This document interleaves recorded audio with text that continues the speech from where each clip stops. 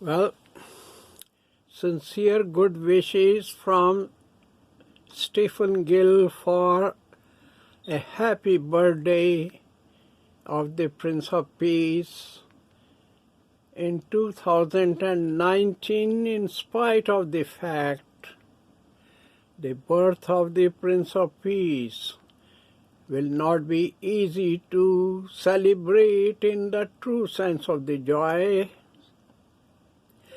to celebrate in the true sense of the celebrations, in the true sense of the fellowship, because of the obvious clashes between the culture of nonviolence and the culture of violence.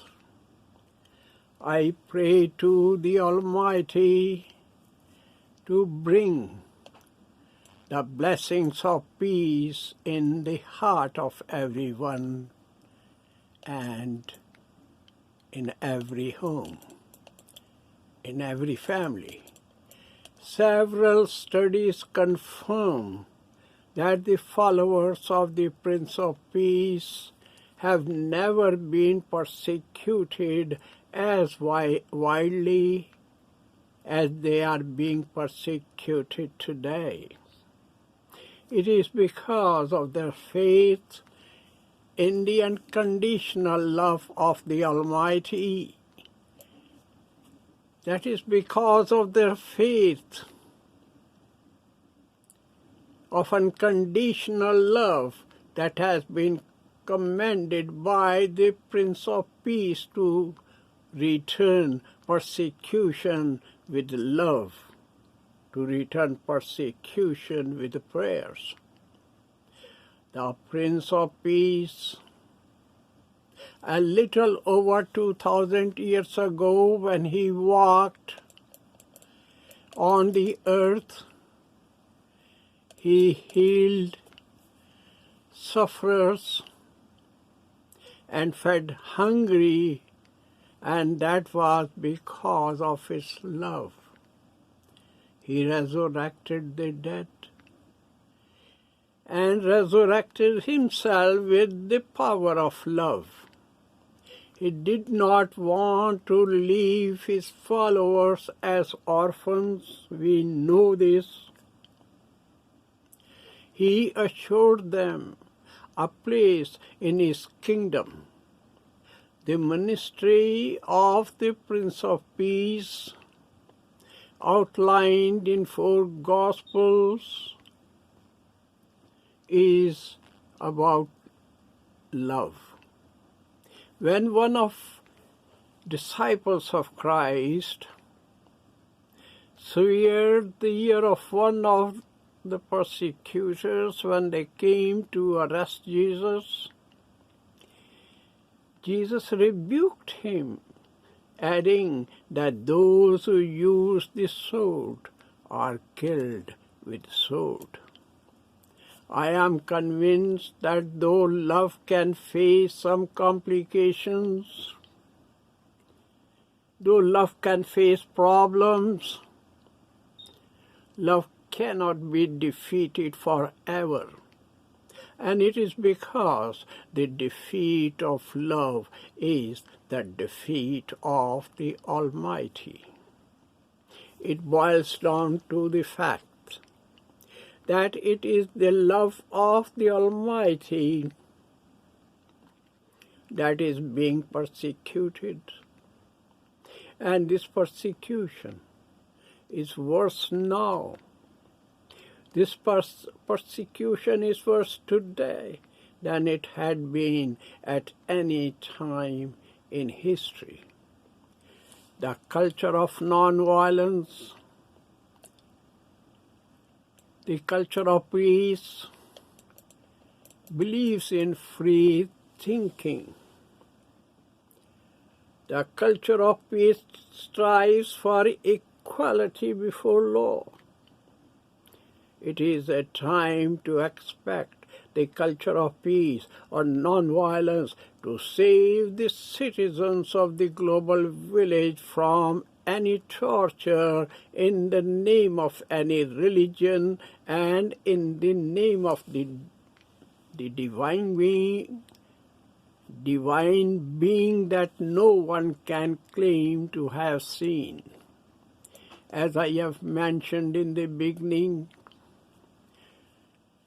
humanity has today the obvious clashes between the culture of nonviolence and the culture of violence. The culture of violence believes in suppression. The culture of violence tries to suffocate free thinking. The culture of violence denies even the basic human rights to the minorities. And this is all in the name of religion. The followers of the culture of suppression and killing are the maniac messiahs. And these maniac messiahs butcher harmless, innocent citizens, including children and old people, and all this is to get easy visa to enter the imaginative kingdom of their belief. Such beliefs are toxic fogs that have been poisoning the minds of people for centuries. As a result of this toxic fog, more blood has been shed in the name of religion than in all the other wars put together. I have written about the followers of this belief in bloodshed, in my novels, and the introductions of my poems. In the introduction of a modern epic, The Flame, I say, the main weapon of these groups is violence, and the threat of violence to cause as much destruction as possible with a deep and wide physical and psychological impact. Their international targets are civilian. They want to paralyze people with fear, to put pressure on their government to accept their agenda, sauntering on the bones of children and innocent citizens to get the crown of peace. They gain maximum publicity. They believe